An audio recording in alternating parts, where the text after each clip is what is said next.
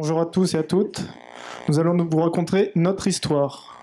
À l'origine, nous sommes 8, 4 binômes, 2 développeurs, 2 business managers, 2 community managers et 2 designers, qui avons tous fait le même constat, en plus d'être des bulldozers de l'entrepreneuriat, qu'il y a une désertification générale pour les villes moyennes et que la plupart des touristes, qu'ils soient de passage ou de plus longue durée, ont un manque de temps pour visiter les monuments où la ville s'imprégner de son identité.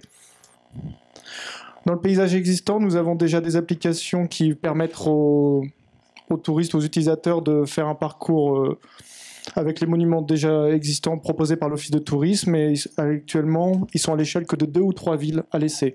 En indirect, nous avons Ingress et Pokémon Go qui vous permettent de visiter une ville au travers d'un jeu en réalité augmentée. Ce qui fait que vous ne voyez pas forcément les monuments, mais au moins vous promenez dans la ville.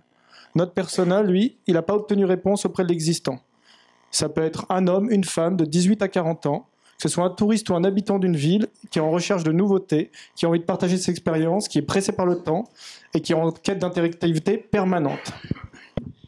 Et de cette problématique, nous avons pensé Way2Go. Way2Go, qu'est-ce que c'est? C'est une application qui génère des parcours touristiques basés sur des lieux autour de vous. Alors concrètement, il y aura 3 modes d'utilisation. Un premier mode qui sera plutôt libre, free. Le deuxième sera basé sur de l'histoire, des storytellers. Et un troisième qui sera complètement mystère. Donc au niveau des valeurs, l'application se veut basée sur l'inconnu, rapide, accessible, basée sur le storytelling. Elle se veut simple, hors ligne. Elle veut mêler des découvertes de trésors locaux à des aventures, et tout ça via une communauté qui serait enrichie de jour en jour. Donc là, on a un prototype d'application. Donc ça, c'est l'écran d'accueil, une map. À partir d'ici, la vidéo. Donc voilà, donc là on a une map. À partir d'ici, là on sélectionne du temps, un budget, notre moyen de locomotion et nos centres d'intérêt. On choisit le mode d'utilisation qu'on veut. Et à partir de là, l'application nous a généré une sorte de parcours, un parcours touristique avec des centres d'intérêt. Là, on a la timeline, par exemple, qui nous permet d'avoir plus d'informations. Ça, c'est un mode libre. L'utilisateur aura spécifié ses points d'intérêt. Là, c'est le storytell. Le storytell, c'est un autre mode où des utilisateurs comme vous et moi, pourront, par exemple, proposer leur propre parcours pour leurs adresses, et tout se basera sur une communauté. Donc, par exemple, là, on a vu un gemme.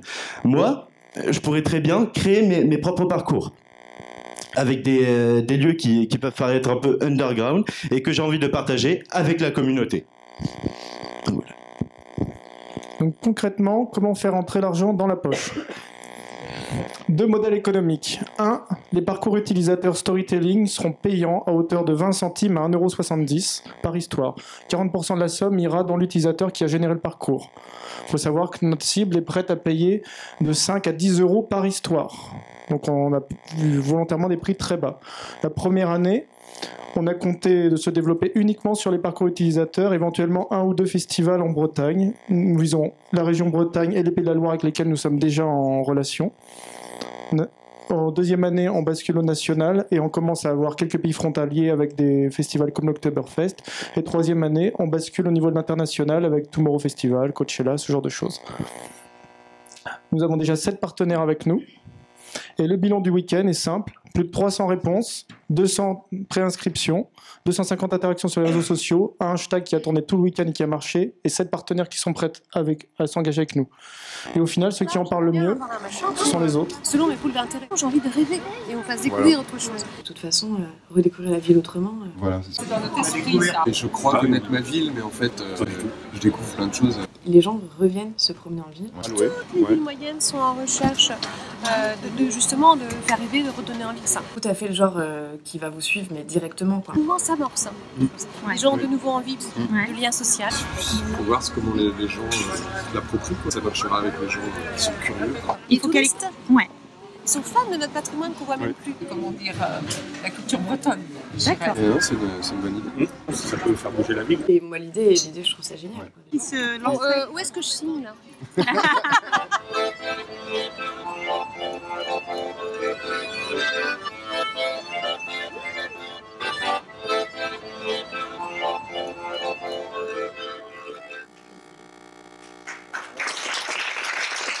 Merci.